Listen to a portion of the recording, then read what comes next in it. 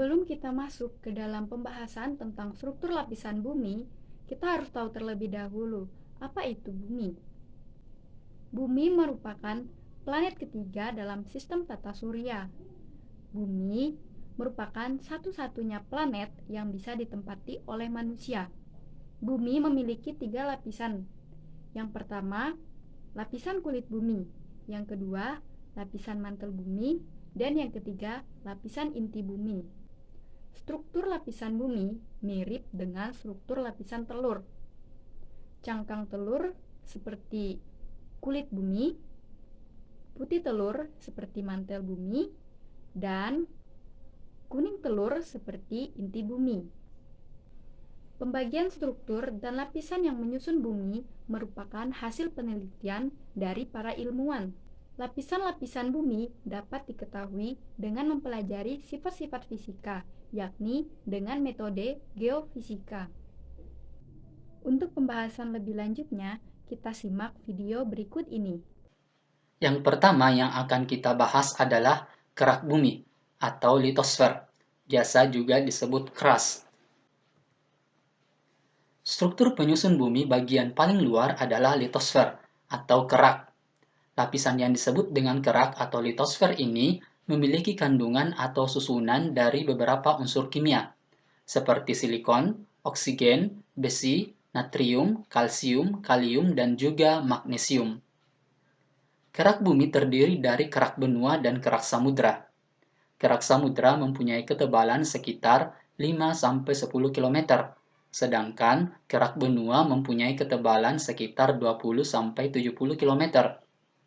Penyusun kerak samudra yang utama adalah batuan basalt, sedangkan batuan penyusun kerak benua yang utama adalah granit, yang tidak sepadat batuan basalt. Kalian bisa perhatikan gambar ini adalah ilustrasi kerak benua dan kerak samudra. Kerak benua itu ada di benua-benua yang ada di permukaan bumi, sedangkan kerak samudra itu ada di samudra-samudra yang ada di bumi. Jadi, apa perbedaan kerak benua dan kerak samudra? Kerak benua. Kerak benua adalah kerak bumi yang ada di bawah benua-benua di seluruh dunia. Kerak benua memiliki berat jenis yang cenderung lebih ringan dibandingkan dengan kerak samudra. Hal ini terjadi karena material penyusun kerak benua berbeda dibandingkan dengan kerak samudra. Penyusun kerak benua adalah SiAl atau silika aluminium. Silika dan aluminium memiliki berat jenis yang jauh lebih ringan dibandingkan dengan mineral yang membentuk kerak samudra. Namun, implikasi dari material penyusun SiAl ini adalah tingkat keasaman yang tinggi. Oleh karena itu, gunung api yang terbentuk karena kerak benua cenderung memiliki magma yang bersifat asam dan kental. Kerak benua cenderung memiliki ketebalan yang lebih tebal dibandingkan dengan kerak samudra. Ini disebabkan oleh berat jenis yang lebih rendah, sehingga dapat lebih mengembang. Secara umum, kerak benua memiliki ketebalan 30 hingga 40 km, bahkan lebih tebal lagi untuk kerak-kerak yang berada di bawah gunung. Kerak benua memiliki umur yang sangat tua. Penelitian terakhir menunjukkan bahwa kerak benua bisa memiliki umur lebih dari 1000 juta tahun. Kerak benua disinyalir bisa memiliki umur yang sangat tua ini karena tidak mengalami penghancuran dan regenerasi yang cepat, seperti kerak samudra. Karena beratnya yang ringan, kerak benua umumnya terangkat ke atas dan tidak hancur ketika bertabrakan dengan kerak lain. Kerak samudra. Kerak samudra adalah kerak bumi yang ada di bawah samudra-samudra di seluruh dunia. Kerak samudra memiliki beberapa karakteristik yang berbeda dibandingkan dengan kerak benua. Pertama, material penyusunnya berbeda. Jika kerak benua disusun oleh mineral SiAl, maka kerak samudra disusun oleh material SiMa, silika magnesium. Material ini memiliki berat jenis yang lebih tinggi dibandingkan dengan kerak benua, Silika dan magnesium memiliki karakteristik mineral yang bersifat basa, sehingga magma yang berasal dari kerak samudra cenderung lebih cair dan bersifat basah. Kerak samudra memiliki ketebalan yang cukup tipis, jauh lebih tipis dibandingkan dengan kerak benua. Secara umum, kerak samudra memiliki ketebalan hanya sekitar 6 hingga 10 km. Hal ini diduga disebabkan oleh berat jenis kerak samudra yang jauh lebih tinggi dibandingkan dengan kerak benua. Oleh karena itu, kerak tersebut akan cenderung termampatkan ke dalam volume yang lebih kecil. Namun, karena berat jenisnya yang tinggi, bisa jadi beratnya sama walaupun volumenya jauh lebih rendah. Kerak samudra juga memiliki umur yang jauh lebih muda dibandingkan dengan kerak benua. Rekahan tengah samudra yang menyebabkan kerak samudra memiliki umur yang lebih muda. Kenapa? Karena kerak samudra senantiasa dihancurkan dan dibuat kembali oleh rekahan tengah samudra tersebut. Berbeda dengan kerak benua yang relatif statis di atas benua.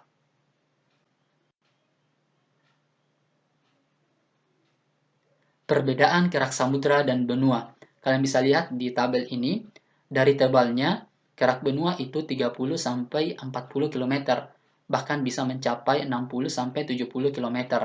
Sedangkan kerak samudra hanya 6-10 km. Kemudian umurnya. Kerak benua umurnya tua, di atas 1.500 juta tahun. Sedangkan kerak samudra umumnya muda, di bawah 200 juta tahun. Kemudian massa jenis. Kerak benua ringan, rata-rata 2,6. Sedangkan kerak samudra berat, rata-rata 3,0. Kemudian sifat batuan. Kerak benua warnanya cerah, silika aluminium, dan batuan granit. Sedangkan kerak samudra warnanya gelap, silika magnesium, dan batuan basal. Astenosfer atau mantel bumi. Lapisan yang selanjutnya pada bagian bawah dari litosfer adalah astenosfer atau mantel. Mantel bumi merupakan lapisan paling tebal, yakni mencapai ketebalan sekitar 2.900 km. Lapisan ini memiliki kegunaan sebagai lapisan pelindung inti bumi.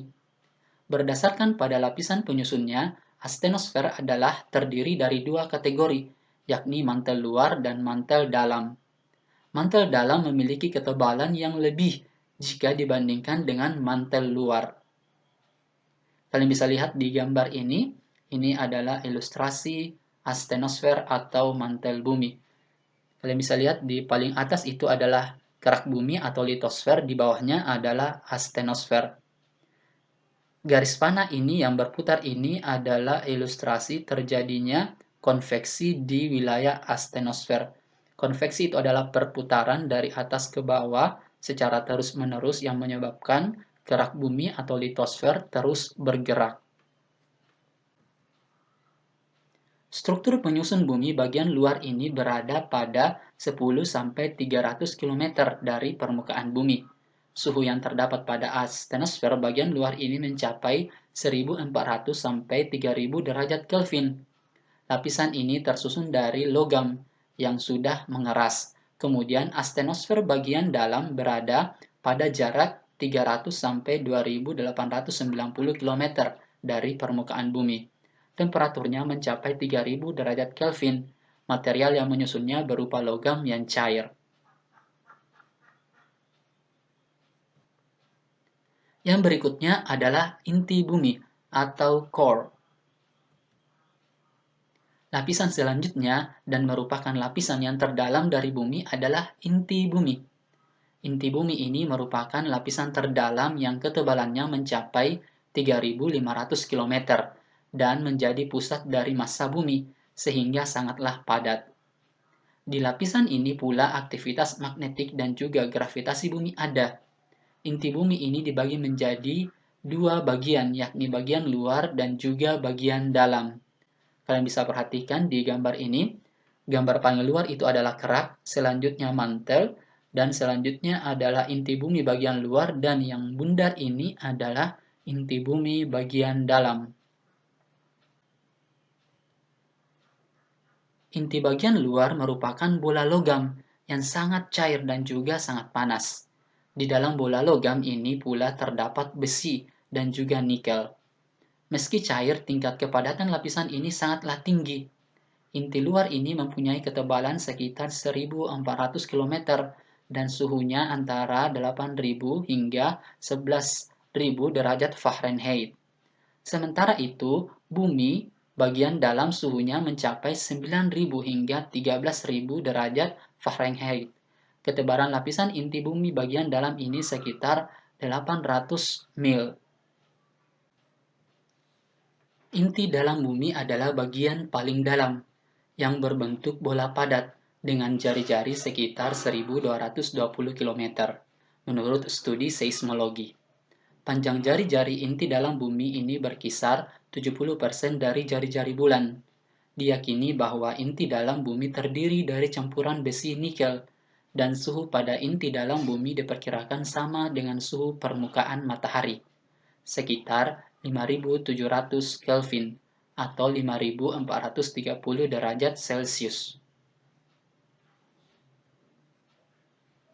Inti luar bumi adalah lapisan cair dengan ketebalan sekitar 2.266 km, terdiri dari besi dan nikel yang terletak di atas inti dalam dan di bawah mantel.